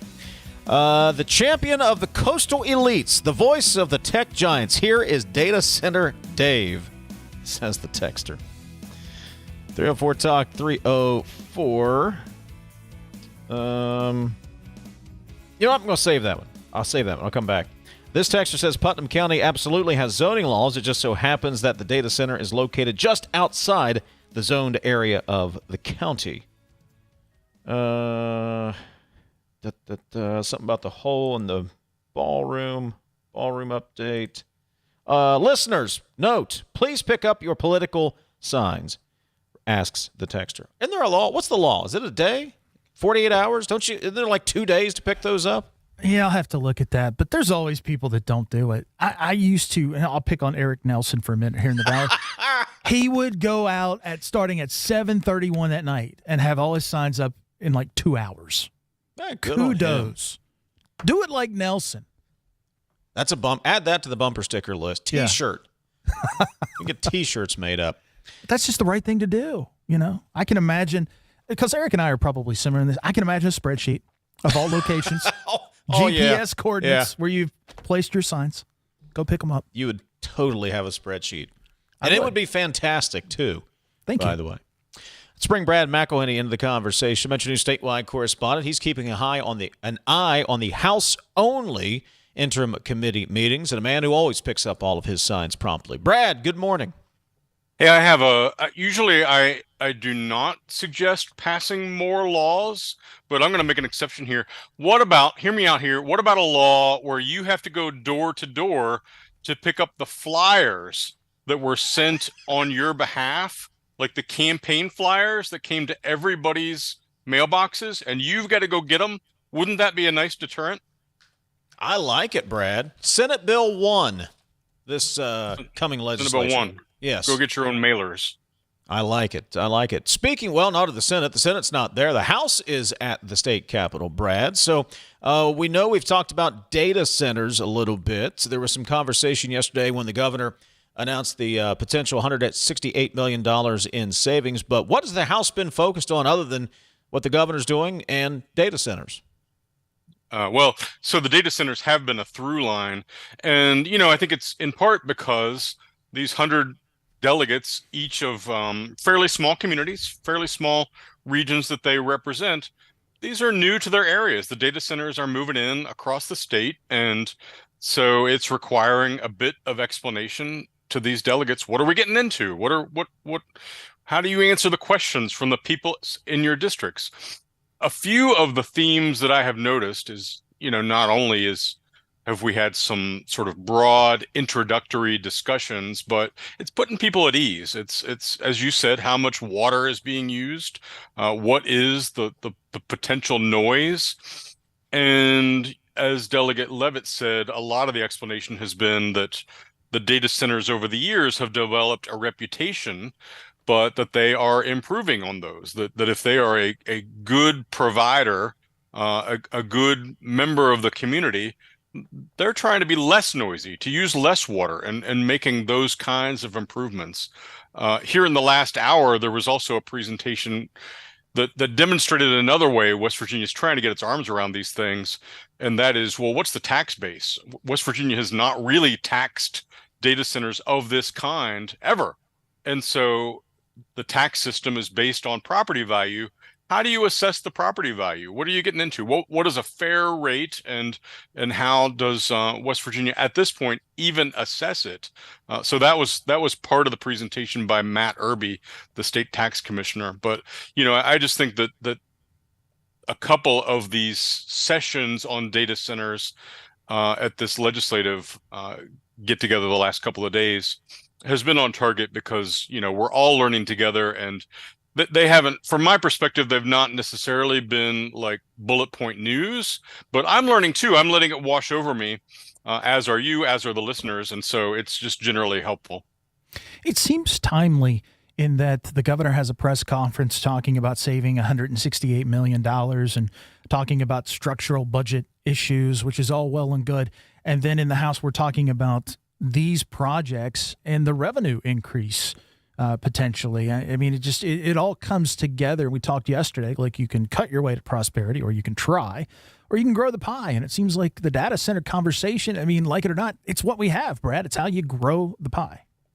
Mm-hmm. Chris Morris, who is state government's point man on data centers, kind of a one-man band, honestly. And I would say also, I find him to be helpful in his focus on, just being openly communicative. But he was talking about the tax base in Loudoun County, Virginia, the property taxes just being more in one county because of the data centers there than all of the counties in West Virginia put together. I might have slightly misquoted him. I'm not sure, but generally that was the point, that the data centers that are coming to West Virginia can provide an enormous tax base, and that's certainly nothing to sneeze at. TJ, to your point on the timing, and Brad, you can, what'd you call Amelia, a serious reporter, TJ? Since you're a serious reporter, you can weigh in if you like. But to your point on the timing of this whole House-only interim session, the vibe I'm getting, and this is from I'm in Morgantown. I'm from afar, watching from afar, but this vibe feels to me as there's a message being sent here, whether it's being sent for the public, whether it's being sent to the executive branch, or even on the other side of the Capitol. The vibe I'm getting is, we've got serious discussions that need to happen. We're going to have them in the House. If you all want to piddle around and fight amongst yourself about social issues or who has not supported a tax cut in the last couple of years, by all means, go for it. We've got serious issues. We're going to be the adults in the room. That's the vibe I'm getting. Nobody has said that to me. It's just a vibe. Yeah, and when people show you who they are, believe them. Right? You're backing up. We're working on the tangible, the important. We're talking about things that can move the state forward. And to your point, Dave, not necessarily things that are already done and over and settled. I know. It's just vibe. Brad, I know you're a serious reporter, as Amelia is, and we're just a couple of schlubs. But vibes, would you like to weigh in on vibes? Well, yes. So Delegate Leavitt, who was your previous guest, led a session at 8 o'clock yesterday morning, bright and early, and it had to do with, it was a group discussion of ways the House of Delegates could pursue oversight, making sure that you taxpayers are getting your bang out of your buck, that government is accomplishing its missions. And I will say, from my perspective, I got no news out of it, but in some ways I found it inspiring, because it has so much overlap with what we do, trying to hold people's feet to the fire, trying to tell people what their government is doing. And also, maybe 40 days into every year's 60-day session, I find myself thinking, man, all these laws, so few of them are going to be passed. Bills going committee to committee, chamber to chamber, eventually they're going to fall flat. And I think to myself, I wish actually that the citizen legislators of West Virginia would spend more of their time and emphasis on oversight of the executive branch, rather than worrying about incremental changes in the law. So, in that sense, as a matter of mission statement, I just found that tone-setting 8 o'clock meeting yesterday by the Delegate Leavitt led to be on target and in some ways inspiring, although there was no news. I'm thinking about history now, Dave. You've opened up another thought. I mean, this has already happened once, right? You saw Roger Hanshaw rally the House before the last session. What was it, in December? And they came out with a bullet point agenda of what they wanted to accomplish. I mean, that's this all over again, right? Getting ready for the next session. And it's a stark juxtaposition against the Senate, who I guess the chandelier light is out over there, Brad. I don't know. I don't think anyone's in the room, so I'm assuming we're saving on the power bill since we're all about efficiency. But at any rate, it is a stark comparison in terms of what the House is doing versus the Senate. Far be it from me to disparage the state Senate of West Virginia. But interims are challenging from our perspective because the root word of news is new, and often it is more sort of perspective and stepping back and learning and thinking about things. It's a real challenge from what we do, but I do find, if you're going to have part-time legislators, it is helpful if they know what they're talking about. And I think the last couple of days, whether it has been, what is the Department of Human Services doing? How is West Virginia using the Rural Transformation Fund money? What are we getting into with data centers? It has been helpful oversight of those areas, and the House set the tone yesterday by talking about, what is our mission statement? What do we need to know to help make sure government is on track, and what questions do we need to ask, and how can we ask them? He's MetroNews statewide correspondent Brad McElhinny, keeping an eye on the House-only interim committee meetings at the state capitol. Read his work at wvmetronews.com. Brad, I'm going to ask you one more question before you go, and I hope you know the answer to it. It's going to be, 91 degrees? You know what it's almost time for? Ice cream? Ice cream and boats. Ice cream and boat weather. And you know together? where yes, why not? If you're on a pontoon boat, you can have ice cream. See what I did there? That's right. Check out all the great deals at LewWendellMarineSales.com. Get ready for boat weather this summer. Check out the entire inventory, LewWendellMarineSales.com. Lew Wendell Marine Sales. We sell family fun. Thanks for playing along, Brad. Appreciate it, buddy. Hey, thanks. Coming up, we'll get to your text, 304-TALK, 304. Phone numbers, 800-765-TALK, 800-765-8255. That is the phone number. Back in a moment. This is Talkline from the Cove Insurance Studios. Right now, America is hungry for energy, more power, more reliability, and more security. So here's a question worth asking. Why not coal? And why not now? West Virginia sits on one of the most abundant energy resources in the world. Generations of miners, proven infrastructure, and coal-fired power plants already delivering dependable, around-the-clock electricity. At a time when demand is surging and reliability matters more than ever, coal isn't a question mark, it's a solution. Today, there's robust support in West Virginia and Washington to strengthen American energy independence using the resources we already have. So again, we ask, why not coal? And why not now? Because when it comes to powering our homes, our hospitals, our economy, and new opportunities, West Virginia Coal is ready. A message from the Friends of Coal, powering America today and tomorrow. Picture a community where every space tells a story. Those are the communities we're designing at ZMM Architects and Engineers. With a blend of creativity and technical expertise, we design spaces that inspire, innovate, and ignite change. From cutting-edge educational facilities to community-centric gathering spaces, we're committed to improving lives through design. Let us help you shape a brighter future for generations to come. Because at ZMM, it's more than architecture. It's about building your legacy. Approach your retirement with confidence. With over 150 years of combined experience, the advisors of the Stike team at Wealth Enhancement Group provide advice and wealth management strategies to individuals, families, small businesses, professional offices, and institutions. With the Stike team, you'll have access to an advising team with extensive resources, a client-first mindset, and a passion for helping transform the lives of those we serve. Visit wealthenhancement.com/Stike today and join the team that's dedicated to your success. Welcome back, class of 2011. Most likely to be a millionaire, didn't quite make it. Hey, reunion's not over yet. Over here, millionaire, smile. Make room, people. Who is that?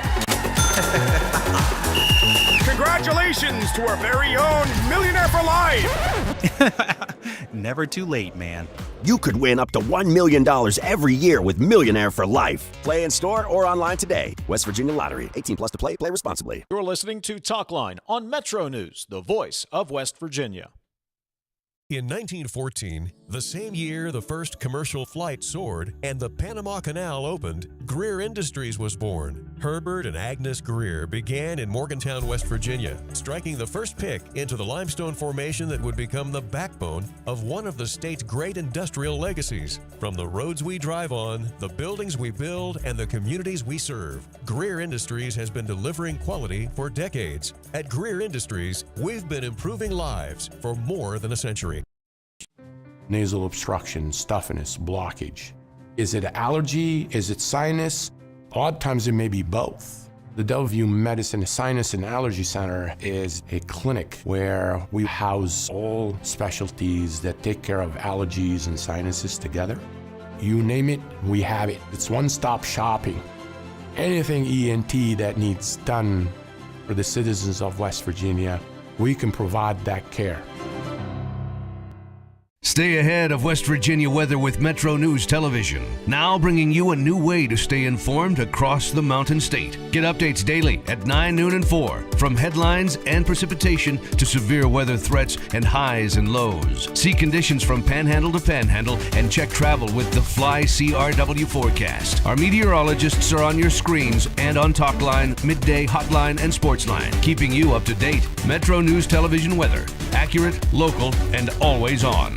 Longer days, warmer drives, and better deals at Dan Cava GMC. Hit the road in one of our new luxury GMC Acadias. Take your pick from our massive selection. Now up to $5,500 off select new Acadias and 3.9% for 60 months. The great deals continue with our large selection of quality pre-owned vehicles. All this and more at Dan Cava GMC in Bridgeport. Shop the world.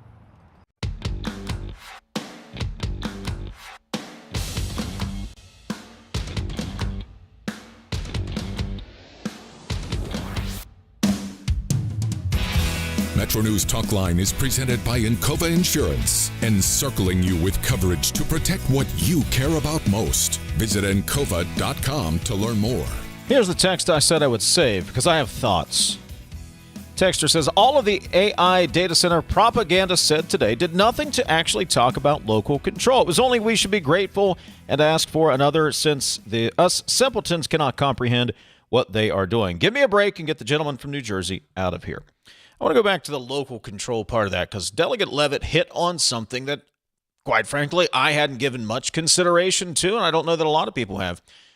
Most of the counties, I think he cited 55, maybe 51, 50, 51, 49, something like that. But the vast majority of counties, TJ, don't have zoning laws in the county. Cities do. Morgantown does. Charleston does. Huntington does. They have city zoning laws. But I'll use Montague County for example, TJ.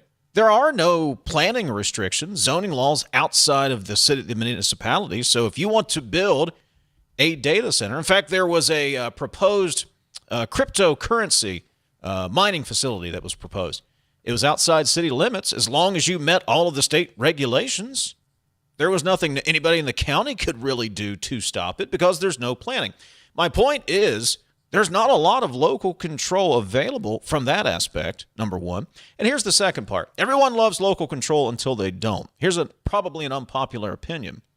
Oftentimes, when we have local control, it ends up being the state's problem anyway because they can't figure it out at the local level to any operable extent. How about school boards?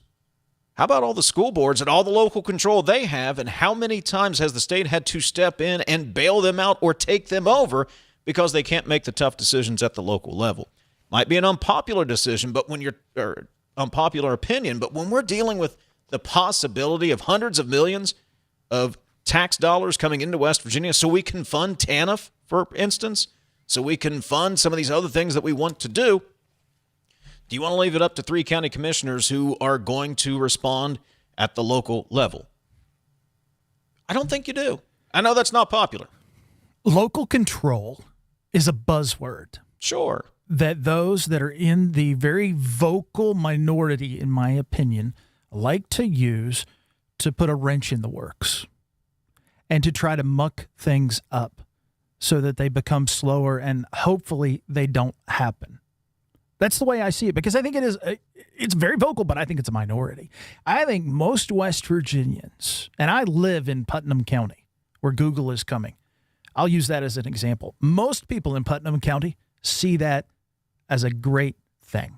We want that investment because we've seen what Toyota does. Didn't have any local control when Toyota was building, did we? What's the difference?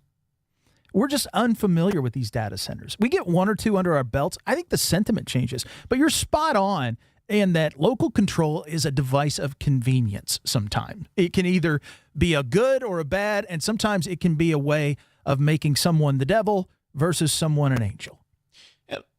The challenge the data center developers have, the challenge NextEra Energy has is convincing the communities that you are going to be a good partner. Mm-hmm. And I get it. We're suspicious, and for good reason we're suspicious in West Virginia. But that's the challenge these companies have, is coming in, convincing them we're going to be good partners. It's not going to be a giant, one of these buildings that you see even like North Korea that's a scar on the landscape. That's the challenge they have. But again, local control, it's a little bit of a myth. It's a lot of bit of a myth, as a matter of fact. And let me just say, I know people will say, oh, here he goes again, shilling for the utility industry. He's still getting paid by them. I'm not. I don't own utility stocks. I have no dog in the hunt. Let me tell you something. If we want to continue to buck transmission in this state, we're not Texas. We're not ERCOT. We could never afford to be an independent grid. You think your electric bill is high now? Get out of the transmission business, get out of PJM, and see what happens to your electric bill and how high it is and how many blackouts you have and a lack of reliability. I mean, that's what we're asking for when we say no to transmission. I've got a hamster on a wheel. Powers this entire studio, TJ. Back to wrap it up. This is Talkline from the Encova Insurance Studios. Some relationships just work better with trust, reliability, and great communication. That's why more West Virginians are choosing CityNet Gig Fiber. Fast, symmetrical speeds, no contracts, no data caps, and local teams monitoring the network around the clock.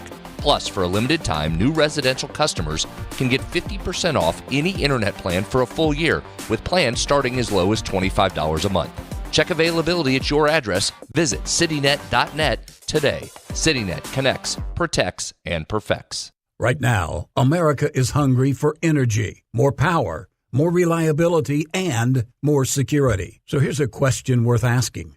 Why not coal? And why not now? West Virginia sits on one of the most abundant energy resources in the world. Generations of miners, proven infrastructure, and coal-fired power plants already delivering dependable, around-the-clock electricity. At a time when demand is surging and reliability matters more than ever, coal isn't a question mark, it's a solution. Today, there's robust support in West Virginia and Washington to strengthen American energy independence using the resources we already have. So again, we ask, why not coal? And why not now? Because when it comes to powering our homes, our hospitals, our economy, and new opportunities, West Virginia Coal is ready. A message from the Friends of Coal, powering America today and tomorrow.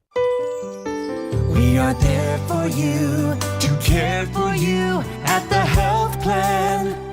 We are here for you. For over 4 decades, we've been rooted deep inside West Virginia. Through thick and thin, supporting local families and businesses. Proudly serving your neighborhood since 1979. Your trusted partner in the community. The health plan, we are here for you. You're listening to Talkline on MetroNews, the voice of West Virginia.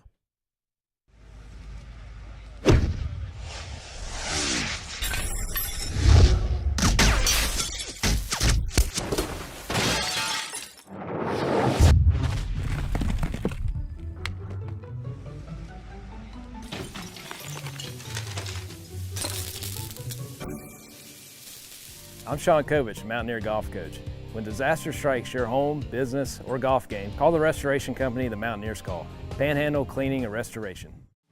Nasal obstruction, stuffiness, blockage. Is it allergy? Is it sinus? Odd times it may be both. The Delview Medicine Sinus and Allergy Center is a clinic where we house all specialties that take care of allergies and sinuses together. You name it, we have it. It's one-stop shopping. Anything ENT that needs done for the citizens of West Virginia, we can provide that care. Leading the efforts to build a stronger West Virginia, the High Technology Foundation has a proven plan to strengthen and diversify our state's economy. The I-79 Technology Park's high-capacity infrastructure continues to attract advanced federal operations that are driving economic growth. This keeps our young, educated residents in the state and brings West Virginians home. The High Technology Foundation, building a stronger West Virginia. Learn more today at WVHTF.org. You own a boat because you love spending time on the water. Choose the outboard that allows you to make the most of it. Honda Marine's legendary reliability, ease of maintenance, and powerful performance keep you going strong. And they're all backed by the peace of mind protection of the industry's best limited warranty. Visit your Honda Marine dealer today and find out why it's more than an engine. It's your time on the water.